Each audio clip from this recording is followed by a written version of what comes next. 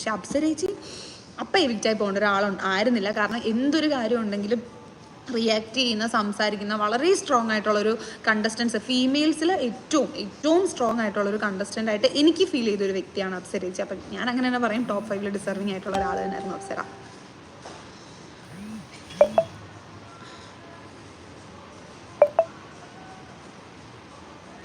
നന്ദന എനിക്കൊരു അനിയത്തിയെ പോലെ ഉള്ളൂ.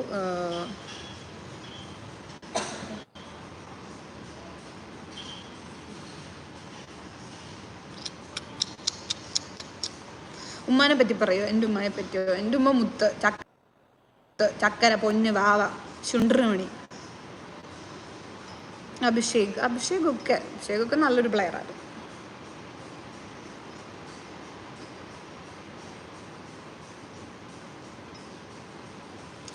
നെഗറ്റീവ് ഉണ്ട്, പക്ഷേ ഐ ലൈക്ക് യു. എല്ലാവർക്കും നെഗറ്റീവാണ്. എനിക്ക് തോന്നുന്നില്ല. ഇപ്പം ഇതിനകത്ത് കുറേ പേര്, ഞാൻ കുറേ സാധനങ്ങളൊക്കെ കണ്ടതിനകത്ത് ഞാൻ പറയാനാണ് കേട്ടോ, കുറേ പേര് ജാസ്മിൻ അതല്ലേ, ജാസ്മിൻ ഇതല്ലേ, ജാസ്മിൻ ശരിയാണ്, ജാസ്മിൻ അതും ഇതും മറ്റേതൊക്കെയാണ്. പക്ഷേ ജാസ്മിനും കുറേ നല്ല കാര്യങ്ങളുണ്ട്. എൻ്റെ കാര്യമൊന്നും മാത്രമല്ല, എല്ലാവർക്കും, ഈ പറയുന്ന എല്ലാ മനുഷ്യർക്കും നല്ലതും ചീത്തയായിട്ടുള്ള എല്ലാ വശങ്ങളും കാണും.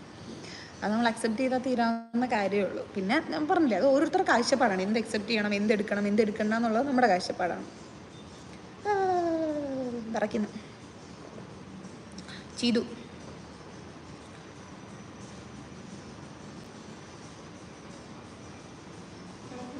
സേ ഹായ് സാന്ദ്ര, കലിപ്പ് സാന്ദ്ര. ഗ്രാൻഡ് ഫിനാലെ മേക്കപ്പ് ആരാ ചെയ്ത? അവിടെ ഉണ്ടായിരുന്ന ഒരു മേക്കപ്പ് ആർട്ടിസ്റ്റാണ് ചെയ്തത്. കുട്ടി ഇപ്പോൾ ഹാപ്പിയല്ലേ? ഞാനിപ്പോൾ ഹാപ്പിയാണ്, ഒരു കുഴപ്പമില്ല. സ്ലിമ്മാണ്, ബ്യൂട്ടി, അങ്ങനെയൊന്നുമില്ല.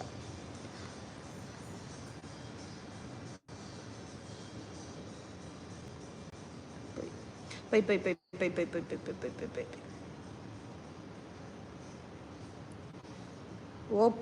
പിണങ്ങിപ്പോയി.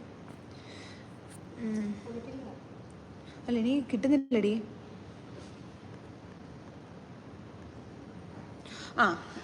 നെക്സ്റ്റ്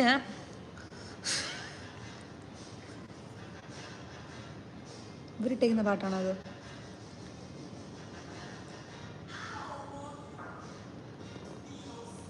ഇത് അവരോട് നിർത്താൻ പറഞ്ഞ പാട്ട്. ജാസ്മിൻ ആർമിക്ക് ഒരു ഹായ്. ഇനി എനിക്ക് ഒരു കാര്യം കൂടെ പറയാനുള്ളത്. എൻ്റെ കുറച്ച് ആൾക്കാരെന്ന് പറഞ്ഞാൽ ജാസ്മിൻ ഫാൻസ്, അല്ലെങ്കിൽ ജാസ്മിൻ ടോക്സിക് ആർമി എന്നും പറഞ്ഞു കുറച്ചൊരു സാധനം ഞാൻ കേട്ടിട്ടുണ്ട്. ജാസ്മിൻ PR, ജാസ്മിൻ ലക്ഷങ്ങൾ എറിഞ്ഞ്, ജാസ്മിന് പണപ്പെട്ടി ഉണ്ടെന്ന് ഞാൻ മറച്ചു വെച്ചേക്കുമായിരുന്നൊക്കെ കുറച്ച് സാധനങ്ങളൊക്കെ ഞാൻ കേട്ടിട്ടുണ്ട്. വിശ്വസിക്കുന്നവർക്ക് വിശ്വസിക്കാം കേട്ടോ, അല്ലെങ്കിൽ കളയേണ്ടവർക്ക് കളയാം. ഞാൻ ഇറങ്ങിയത്, ഞാൻ അകത്തുനിന്ന് ഞാൻ പ്രതീക്ഷ വന്നത് എനിക്ക് വൻ സൈബർ ബുള്ളിങ്ങും അതും ഇതൊക്കെ ആയിരിക്കും. കാരണം എനിക്ക് അകത്ത് കിട്ടിക്കൊണ്ടിരുന്നത്, ഇപ്പം വൈൽഡ് കാർഡ് ഉൾപ്പെടെ പലരും അതിനകത്ത് വരുമ്പോൾ, ലാലേട്ടനാണെങ്കിലും ആദ്യത്തെ കുറച്ച് ആഴ്ചകൾ തന്നെ നിർത്തിപ്പിരിക്കുന്നു. അപ്പോൾ എനിക്ക് എൻ്റെ മനസ്സിൽ എൻ്റെ പിന്നെ എന്നെ കൊന്നപ്പോൾ ഞാൻ പുറത്തിറങ്ങി എന്നെ തിന്നു എന്നുള്ളൊരു മൈൻഡായിരുന്നു. കുറേ പ്രശ്നങ്ങളുണ്ടാവും എന്നുള്ളതായിരുന്നു. പക്ഷേ എന്നെ പുറത്ത് വന്നപ്പം തളർത്തിയതൊന്നുമല്ല. ഞാൻ സ്നേഹിച്ചവർ, അല്ലെങ്കിൽ എന്നെ സ്നേഹിച്ചവർ വിശ്വാസവഞ്ചന കാണിച്ചു, ഇല്ലാത്തതും പൊല്ലാത്തതും പറഞ്ഞുണ്ടാക്കി, കുറേ പൈസയ്ക്ക് വേണ്ടി കുറേ ഇത് ചെയ്തു. ഇപ്പം ഞാൻ എൻ്റെ വീട്ടുകാരെ പോലും, എൻ്റെ വീട്ടുകാർ, ഞാൻ ഇവിടുന്ന് പോകുന്നതിന് മുമ്പ് ഞാൻ പറഞ്ഞിട്ടുണ്ടായിരുന്നു ആർക്കും ഇൻ്റർവ്യൂ കൊടുക്കരുത്. എന്നിട്ട് ഞാൻ ഒരാളെ വിശ്വസിച്ച് ഞാൻ എൻ്റെ കുടുംബം എന്നുള്ളത് ഞാൻ ഏൽപ്പിച്ചു കൊടുത്തിട്ട് ഞാൻ പറഞ്ഞത്, നിങ്ങൾ ആർക്കും കൊടുക്കരുത്. സപ്പോസ് ഒരു ഇൻ്റർവ്യൂ കൊടുക്കേണ്ട ഒരു കണ്ടീഷൻ വന്നാൽ ഇന്ന ആൾക്കേ കൊടുക്കാവൂ എന്നുള്ള രീതിയിൽ ഞാൻ പറഞ്ഞിട്ടുപോയി. പക്ഷേ അയാൾ മാക്സിമം എൻ്റെ അത്തായെയും ഉമ്മായെയും മാനിപ്പുലേറ്റ് ചെയ്ത് അയാൾക്ക് എന്താണോ വേണ്ടുന്നത് അത് വീഡിയോ ചെയ്ത് പറയിപ്പിച്ച് അത് കൊണ്ടുവന്ന് അപ്ലോഡ് ചെയ്ത് അതിനുശേഷം വെച്ച് കാശുണ്ടാക്കി. എനിക്കൊന്നും പറയാനില്ല. അപ്പം അങ്ങനെ കുറച്ച് കാര്യങ്ങളൊക്കെ ഉണ്ടായിട്ടുണ്ട്. ഞാൻ പറഞ്ഞു വന്ന സാധനം മറന്നുപോയല്ലോ. എന്തുവായിരുന്നു പറഞ്ഞു വന്നേ?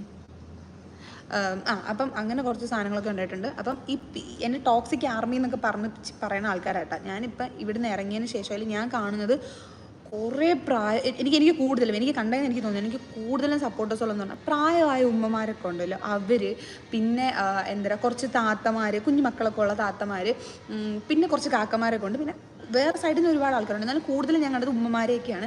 ഇവരൊന്നും ഞാൻ കാശ് കൊടുത്ത് നിർത്തിയേക്കുന്നതൊന്നുമല്ല. ഇവരൊക്കെ ചിലപ്പം വീഡിയോ കണ്ടിട്ടായിരിക്കും, ഇല്ലെങ്കിൽ ലൈവ് കണ്ടിട്ടായിരിക്കും. ഇതൊക്കെ കണ്ടിട്ട് എന്നോട് സ്നേഹം കൊണ്ട് നിൽക്കുന്ന ആൾക്കാരാണ്. PR വർക്ക് കൊടുത്ത് എനിക്ക് ഇത്രയും ആൾക്കാരെ പിടിക്കുക എന്ന് പറഞ്ഞാൽ ഒരിക്കലും എനിക്ക് പോസിബിൾ ആയിട്ടുള്ളൊരു കാര്യമല്ല മക്കളെ. കാരണം അത്രയും കാശ് എൻ്റെ വീട്ടിൽ അട്ടിയിട്ട് വെച്ചിട്ടില്ല, അത്രയും പൈസയൊന്നും എൻ്റെ വീട്ടിലില്ല. പിന്നെ ഈ ടോക്സിക് ആർമി എന്ന് പറഞ്ഞ് കുറച്ച് സാധനങ്ങൾ കുറച്ച് ആൾക്കാരാണ് കേട്ടോ ഇത് ചെയ്യുന്ന ആൾക്കാർ. അപ്പം ഞാൻ അതിൻ്റെ ഒരു എക്സ്പ്ലനേഷൻ എന്നുള്ള രീതിയിൽ ഞാൻ തരികയാണ്.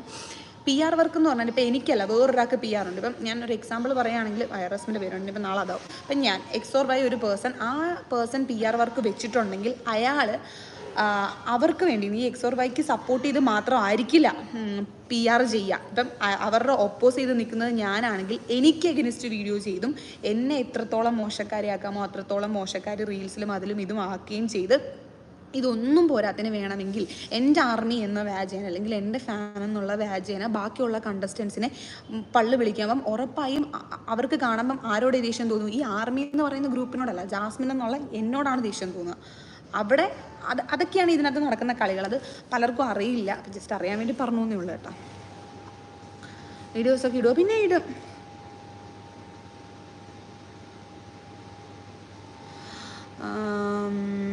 എന്ന് മുതൽ വീഡിയോ ഇടും. നാളെ ഒരു വീഡിയോ വരുന്നുണ്ട്. വെയിറ്റ് എത്ര കുറഞ്ഞ വീഡിയോസ് ഞാൻ നോക്കിയിട്ടില്ല, പക്ഷെ ഞാൻ നല്ലോണം മെലിഞ്ഞെന്ന് എനിക്കറിയാം.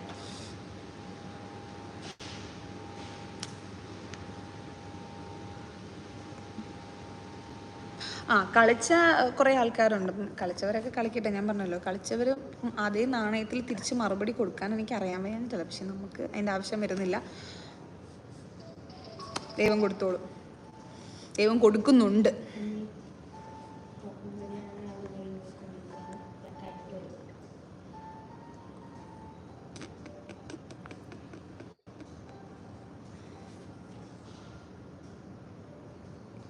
ജാസ്മിൻ അയൺ ലേഡി ഒന്നുമല്ല, പാവം പിടിച്ചൊരു പെങ്കൊച്ച്.